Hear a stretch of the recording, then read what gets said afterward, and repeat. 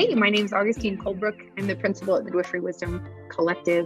My focus is on big picture political movements that are happening within the profession, some of the controversial questions, and centering voices that are not being regularly heard. I'm Leila Wyatt. I am a traveling student midwife, learning midwifery from cultures and a lineage of midwifery throughout the United States. I'm here to center the voices of students to hear their calling, their pathway, why they chose midwifery, and even share a bunch of birth stories along the way. Greetings, I'm Jamara Amani. I am a midwife, a mom, and a social justice activist. I am here to challenge white supremacy, homophobia, transphobia, and anything that keeps people from being their best and living their best selves, as we have the human right to do. And I am looking forward to sharing stories of birth justice on this podcast. Hi there, I'm Delmar Bowden. I am non-binary, queer, transgender, Latinx, midwife, and full-spectrum doula. My focus is on increasing access and equity in midwifery care and midwifery education. Hello, my name is Angie Love. I am a community nurse midwife in Vero Beach, Florida at the practice of Midwife Love. I also do telehealth midwifery through Midwife RX. I'm a mama, and I am committed to maintaining birth choices for all people and educating a future generation of midwives because we will not die out. Okay, please introduce yourself to our listeners. Midwifery Wisdom podcast listeners are wide and varied. You know, we've got moms and partners and siblings and supporters and doulas and student midwives and all around the world. So listening to you and hearing and learning about your story and learning from your story. So can you tell us your name? Where are you right now? Where are you from? And your story? Yeah, of course. Hi, everyone. My name is Trinity Stephens. I was born and raised in Springfield, Ohio. It's a very small town, but it's very community-based sometimes. I am a doula, and I am the CEO of Benny's Babies, the doula service. I'm a doula. I've been a doula for a year and some change now. It's probably been a year and 2 months. And I'm very, very happy about the work that I do, you know, helping pregnant mommies and giving them information, even if it's virtual or in person. I think one of the best parts about being a doula is that you're able to educate others on their body and how you were meant to bring a baby into the world. And it's okay to have certain feelings where you feel discouraged, but just know you have a community, whether that be just me, myself, or you and your partner. Like, it doesn't matter. I think that's the best part about being a doula, is to be able to educate others. And right now I'm under an amazing midwife named Emily Schultz. She's amazing here in Ohio, but she lives in Yellow Springs. I'm under her right now, and I've attended over 10 births now with her, and just being under her, watching her. And what been an made amazing you experience. Move into birth work and to become a doula? So it's okay. So it starts from when I was younger. I'm the middle child. So it goes my older brother, me, and then my baby brother. My baby brother, he was a C-section baby, and I'm 5 years old at the time, and I'm a mommy's girl. So when my mom comes home with staples on her stomach or her abdomen, on her abdomen, I'm like, I ask her 85,000 questions. And though my mom doesn't know a lot of medical terms, at the time she didn't, she answered to the best of her ability. But I was still just baffled at the fact that they had to cut my mom open in order to get my baby brother out. So just And so, like I said, I was a mom's girl. So every time I saw her incision in the staples, I continued to ask her. So since I was 5, I've always been interested in the body and why certain things happen the way that they do during birth and labor. So, yeah. And I grew up, I was 11 or 12. I grew up just watching after my little cousins, watching after my baby brother, you know. People called me when I was younger, Mama Trend, like, okay, Mama Trend. Mama Trend. Yeah. So love that. I loved kids and I loved helping mommies. It's always been a passion of mine. And it wasn't until I turned, well, what happened was my father, he's the type of man that educated me and my siblings and told us, maybe you should go get a trade. Like, trades aren't bad, just in case you don't want to be in debt. And when you go to college, let's look at trades. So my other brother got a trade. My older brother got a trade. And then my mom comes to me, is like, Trin, you should be a doula. And I'm 12. And I'm like, I don't know what a doula is, Mom. What? What made her come to you and say that? Like, were you just so good with the babies and the mamas that she was just like, you should be a doula? Yeah, well, my aunt, who's also my mentor, Rhonda Fellow, she lives in Minnesota. She's been a doula for over 6 years now. Hi, second generation going on over here. Okay. She's amazing. Like, she was down here not too long, a few days ago, and sometimes she just baffles me at all the information and knowledge she has. It's like, but my mentor was a doula and I grew up with her. She was one of the first people my mom told that she was pregnant with me. So I've known this woman my whole life. And my mom was like, you should go be a doula. Your auntie Rhonda's a doula. You should ask her what it is and how you can get trained as a doula. And so I'm like, absolutely. So I get on a call with my aunt and we talk about it. And she's telling me all the benefits of what being a doula is and how you can help pregnant families and moms. So I was like, yep, that's what I'm gonna be. Wait, and you were 12? Yeah, I was 12. I was like 11 or 12. I was like, okay, I'm gonna go be a doula then. Like, dang, that's awesome. And so then at the age of 14, I traveled to Minnesota with my mentor and I was able to witness 2 births and what I like to call a practice birth. And this practice birth was an at-home birth, but she had the signs of labor. However, the mommy didn't give birth. So I was like, oh, okay. But it was a different setting for me because I was so used to watching TV and seeing moms give birth at hospitals and screaming to the top of their lungs and, you know, which is fine if you want to. However, there's just this like false description of how birth is on TV compared to reality. So I went to my first home birth, practice birth, and then my other 2 births was in hospitals. And I just want to say, I love how you call it a practice birth. Like, is that something your aunt or someone or Emily or like a mentor has given you? Or is that just like, that's what it felt like for you? And that's what it is. Yeah, it was for me when I first went there. And I think we were leaving the house. I was like, well, that was an amazing practice birth. I love that. I love that because we've all done that. Like, we all have gotten to the birth location, maybe even like set up or like done the thing. And then like a day later, we're like, we shouldn't be here. You know, that's a practice birth. Yeah. She cracks up every time I say a practice birth. She's like, why? And I'm just like, it was a practice birth. It's what it was. Yeah. That's so sweet.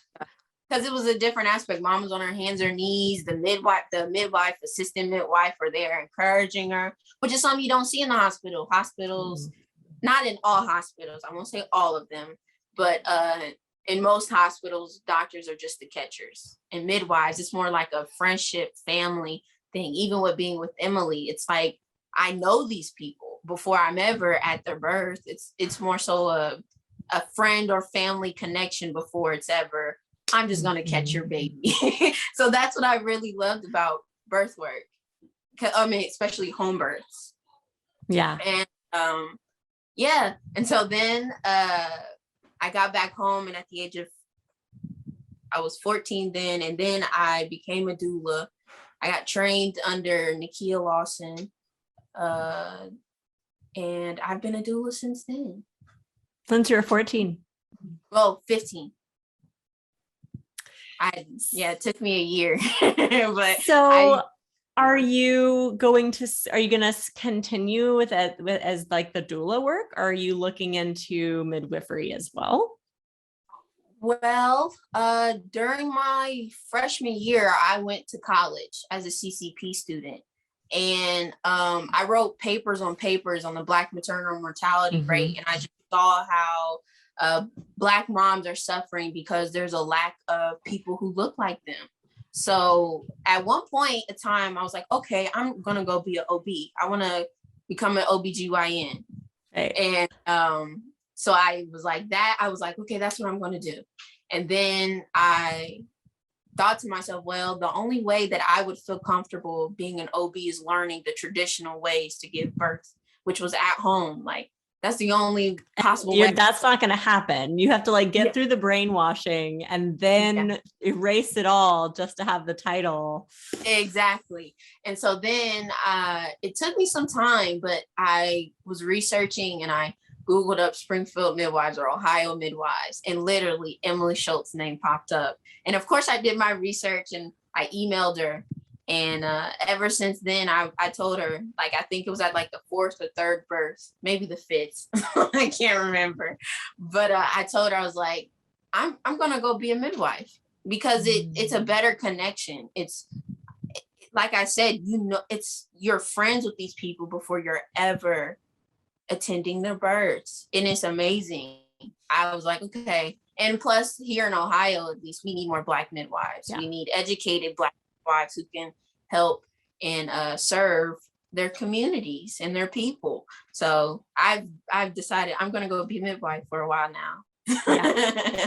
I had a really amazing opportunity a couple of months ago to travel up to Ohio and attend a birth. And I attended a birth in which I had never experienced what that feeling is when a Black family is truly supported by a Black doula and a Black midwife and a Black healer.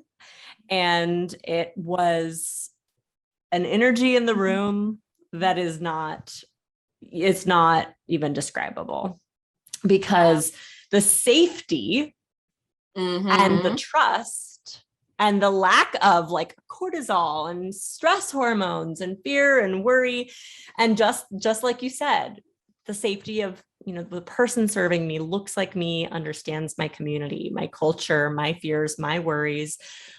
And as crazy as it is, the simple fact of what shock and blood loss looks like on a Black woman versus a white woman, right? And when white birth attendants don't get the education or the lived experience of knowing what that looks like, is dangerous, So we need more Black midwives. And I'm so glad to hear that you are on that path. So what pathway did you take? Are you doing like MEEC, PEP, CNM, obstetrics? Like, what did you end up doing?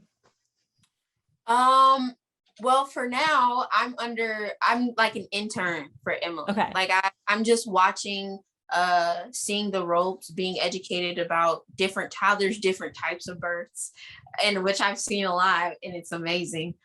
So right now I'm pretty sure I'm just gonna get trained under Emily. I don't think I'll go into the CNMs or okay. I don't think so. Not yet. So like doing like the performance evaluation process where you like train under her and she'll sign off your skill set and send it to NARM and, yep. become a Ohio, because there's not licensure in Ohio, right? I don't believe so. Yeah. I think I think they're making laws to do licensure. Okay. I think they are.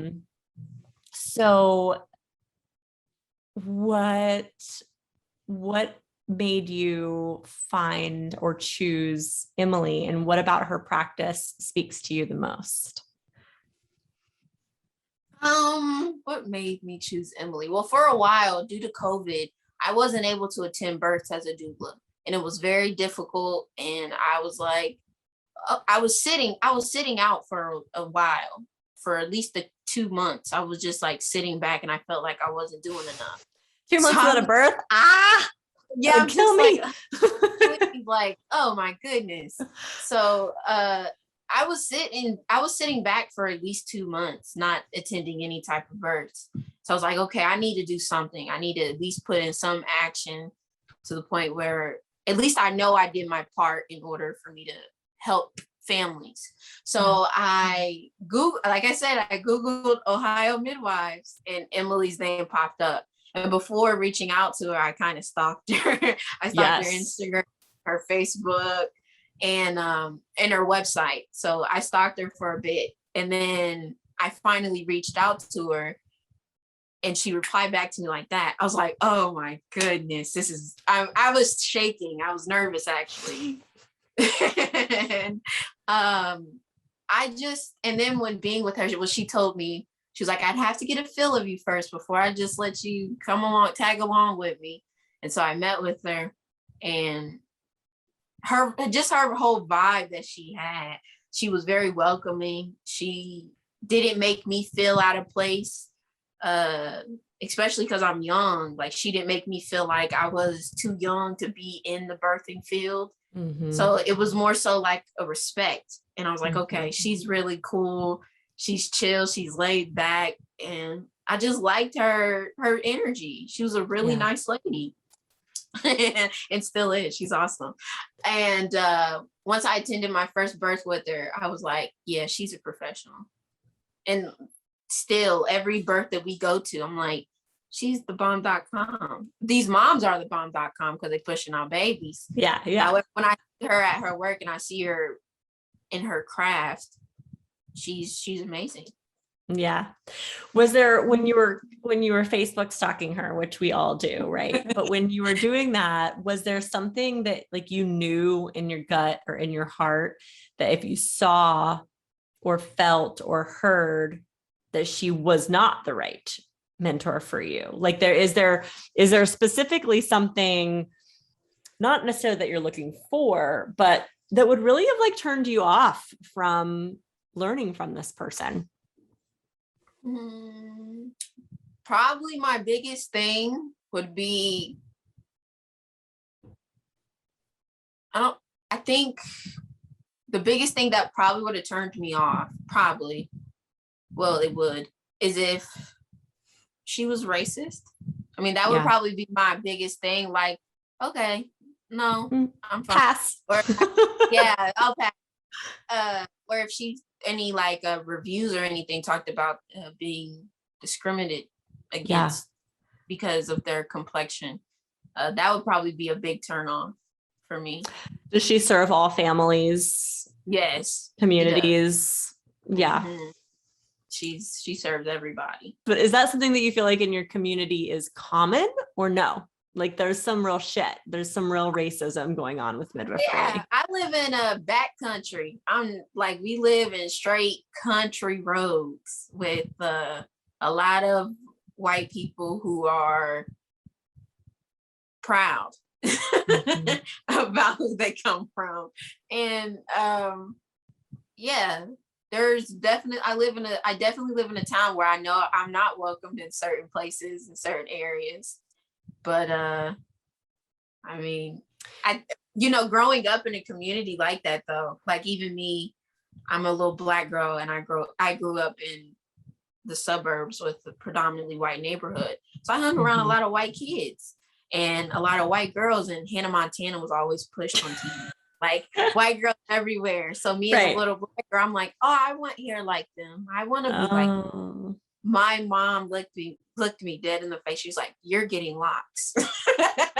Right. Exactly. Like, you're going to embrace your culture and who you are. Like, you're not going to desire after being somebody that you're not. So there's definitely things that I have experienced in my community or in my town that, Black people know there's definitely a divide. You have the South Side, which is a predominantly white area, and then a predominantly Black area. Then you have the North Side and East or West, one of them that's predominantly white area. So there's definitely divides where I live.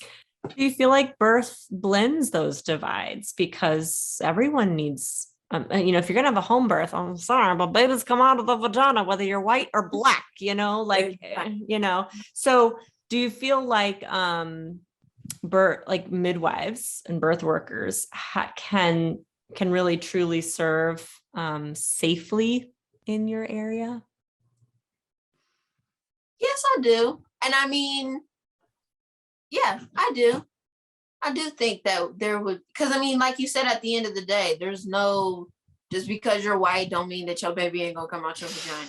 Because you're gonna poop too. Exactly. Like it's I think home births is like because it's a family, it's a unit, like it's family. Yeah. Like I don't see why. So I've had other Black student midwives tell me that it's really hard to find a mentor that isn't racist. And it is really hard because there are just some births they know they can't attend. Yes. Because what? Y'all, those listening, you need to hear this. White midwives, doulas, birth workers, you need to hear, like, Black birth workers are afraid to drive up on the property first to be met with a shotgun. Mm-hmm. That shocked me to hear that, right? Like, you're the student midwife, you're the birth assistant, you are an integral part in birthing and helping this child be born. And to think that, like, oh no, I can't do that birth because, they don't want me there. Yeah, there's definitely been some births I've been to where I was with sometimes, because we go, like, some families, they live in the country, like like I live in a city back road, but families live 2 mile neighbors. Like, you got one neighbor 2 miles down is another neighbor. So it's like, it's country where we go. And sometimes I think to myself, and I told Emily this, I said, sometimes I'll be like, I hope these people know I'm Black.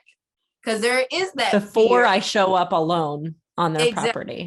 Yeah. There is that fear of, because I live in Ohio.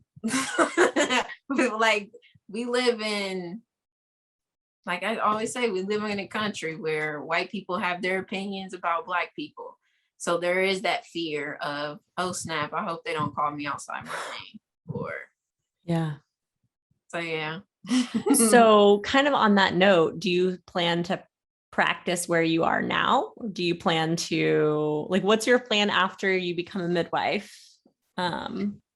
Definitely bring back to my community. Like I told you, my father, he's big on education. He's big on bringing back to your community.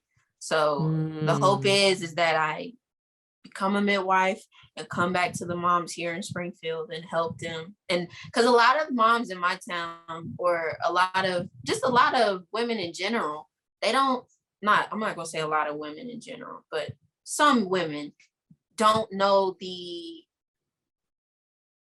strength that they use during labor. Like, they don't know, like, I just had a client the other day, I was telling her about her placenta and how the reason you bleed after birth is because you have this wound inside of you from your placenta. And she was kind of shocked. She was like, now that you're mentioning that makes so much sense. And so things like that, I'm like, okay, we need to educate. Yeah. Exactly. We need to educate a lot of our moms. So that will be like that would probably be one of the most fulfilling things in my career, is for me to become a midwife and then bring back to my community, and them actually feel like empowered by the information that they're receiving.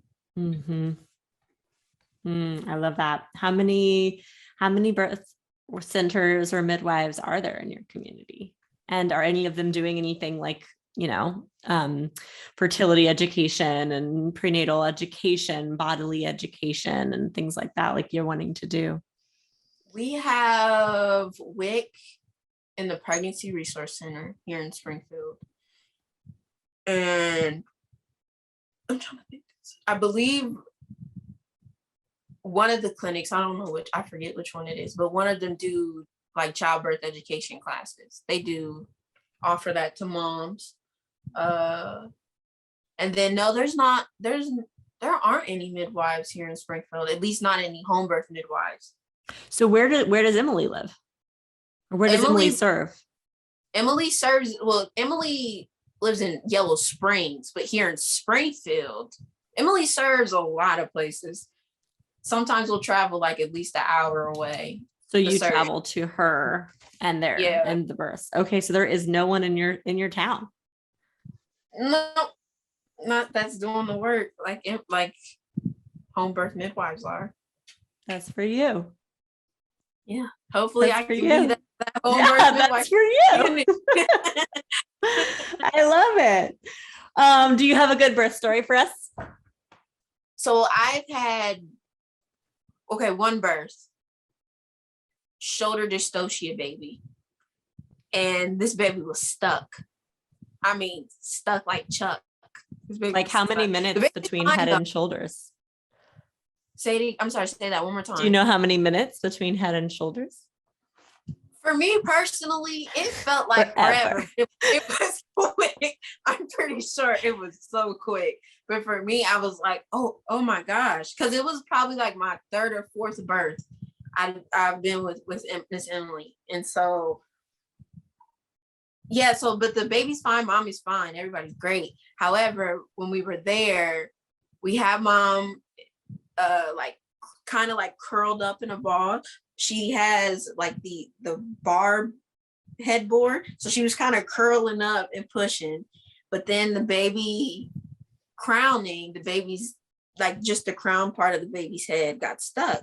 So Miss Emily's like rushing, like, okay, let's get you on your knees, hands and knees. So, but I had to leave the room because the family's room was small and I didn't want to be in anybody's way. So I exited, but you could still hear, and the baby was stuck. And Miss Emily, of course, she did her thing and got the baby out. But that was one of the births that not overwhelmed me, but more so like, I was like, oh my goodness. The baby could have passed. The baby could have passed. It's like a shocker because, me still being young and me still viewing and looking at birth, I was just like, oh, okay, this is reality. Right. Like home birth isn't, I mean, of course you'd want it's not always just rainbows and butterflies. Like when you walk into life, you have death on the other shoulder. Exactly. And that's when it dawned on me, like, okay, this is life. This is reality. However, Miss Emily looked at me. She said, you still want to be a midwife? I was like, absolutely. Yes. I love that. You still want to be a midwife? You're like, damn straight. Yeah. Because everybody played their part. She did, she's trained in her field. So she knew what to do in order to help mom and the baby out. Right. So I was like, yeah. And I feel comfortable learning under her. So it's like, absolutely. So that was probably a ding. Yeah, that was definitely a moment for you for sure. It's funny you say that. I had that birth that I got called out for yesterday. I had a nice little shoulder dystocia in that birth too. So there was like 5 minutes from head to shoulders, which doesn't feel like a lot, but it was forever. Right? Yeah. Like you said, forever. But it is also about like a skill, right? And being able to recognize there's some things we surrender to and there's some things that we prepare for. Yeah. 100%. Awesome. Good for you for being in that moment and still feeling like you wanted to be a midwife. Yeah, I was like, yeah, of course. How did mom do? Like, how was mom afterwards? The mom was fine afterwards. She was like, I did it. She was walking to the couch. She was chilling. We stayed a little bit afterwards, but just because of the trauma that baby had went through coming out and being born, they did go to the hospital. But after that, everybody was fine though. The mom was chilling. She got to breastfeed before she left to the hospital. Like everybody was. It was awesome. Cool. Even the rough ones are awesome. Mm-hmm. What advice would you offer to new students or new doulas, new midwives, someone just coming in, like maybe where before that shoulder dystocia, right? Or before they even knew they wanted to be a doula or a midwife, what would you tell them? This is gonna sound cheesy, but reach to the stars. Like, just go for it. And, you know, don't hesitate. One of the things that I probably am glad that I did was I kept going. Because there was a point where I was like, man, I'm not getting any births. I'm not doing nothing. And I was just like, maybe I should just stop. But I kept going. And I give big props to my parents because they pushed me, my parents and just my entire family in general. Like, have a good support team, and you know the people that are your support team are rooting for you. Keep going. Don't stop.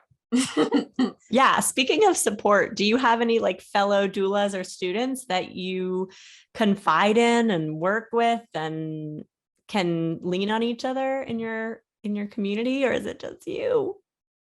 Well, in Springfield, I don't know any doulas in Springfield. I think there's probably about at least like one that I know of, just that I know of. There's probably more, but there's only one that I know of. And but I go to Dayton. There's this organization in Dayton where doulas like link up, and we talk about births that we've been to. It's really nice because it's like I'm with other doulas who know that birth life. So that's probably where I go. But then I also have my mentor, Rhonda Fellows, and Miss Emily and Miss Katie, Miss Emily's assistant midwife too. So I'd like to say I have a good support team, and those are my people. What do you do for self-care, or what is your like after birth routine? I always find this really interesting. Like when you come home from a birth at 2 a.m. in the morning, what do you do? I take a shower first thing first. Because, you know, you have to get birthing off of you. Yeah. So the back, the blood, the fluid, just like the vagina. Exactly. So I take a shower, and then I'm in my room a lot. Like, don't get me wrong, I love my family, but like my room's kind of like my chill zone, and I love being in my room. So I'll come in my room, I'll either sleep because I need sleep. I got back 2 a.m. 2 a.m. So I'm asleep, or I'll read a book or watch TV or a movie. I love watching movies and TV shows. So, but I'll do those things. Might put on a face mask, like a scrub. Yes, totally. Do you journal the births or anything like that? I actually do. I have this book. It's up on my shelf. I have more books up there, and I journal the births that I've been to, and like say how it went or how I was feeling during it. Oh, that's gonna be so cool to look back on like 10 years from now. It is. That's what I thought. I was like, man, by the time I'll have a whole bunch of births under my belt. It'll just be like great to read. Yeah. Like, oh, this is how I felt during that birth. Do you recommend any books or podcasts or movies for people starting this journey? One of my favorite books, I actually have a bunch of my birth books holding you up on my stand. But one of the birth books that I really enjoyed was Killing the Black Body by Dorothy Roberts. And then there was another one, The Big Letdown by Kimberly Seals. And there was another, I think, Having Your Baby by Hilda Hutcherson. That's Having Your Baby by Hilda Hutcherson is a Black mother's guide. That was my favorite one because it literally talks about everything from smoking, drinking, how these play a part in your pregnancy, birthing positions, what you can do postpartum, and even before you consider having a baby. She even talks about like emotion, like she's basically like a therapist in some form because he tells moms to self-analyze themselves, because before you even think about conceiving and having a baby, you need to make sure that you're doing it for the right reasons. So that's probably my favorite book out of all of them. but I do have a lot. Oh but my those gosh. those three I love are- that. Well, if you want to send those to me, I'll add those to the show notes so that, you know, listeners can look at those favorite book recommendations that you have. How can people find you? What's your handle? Do you have a Venmo or a PayPal or a Zelle that people can send you money to support your journey? And yeah. Okay, so I have Facebook, and Facebook is just my name, Trinity Stephens. And then Instagram, you can find me at Benny's Babies _doula. So BENNIES BABIES _doula. And then you can cash at me at Turtle Doula, $ Turtle Doula. That's it. Awesome. Awesome. A lot of our listeners love to support the journey. It takes a really long time, and it takes a lot of money to become a midwife and to be a doula. And like you said, sometimes you just don't get births and things like that, and you still need a cup of coffee. So you never know. Yeah. You might get love from a stranger. Thank you. I Bye, appreciate Trinity. it. Good night. Thank you so much for your patience. Of course. Bye. Bye.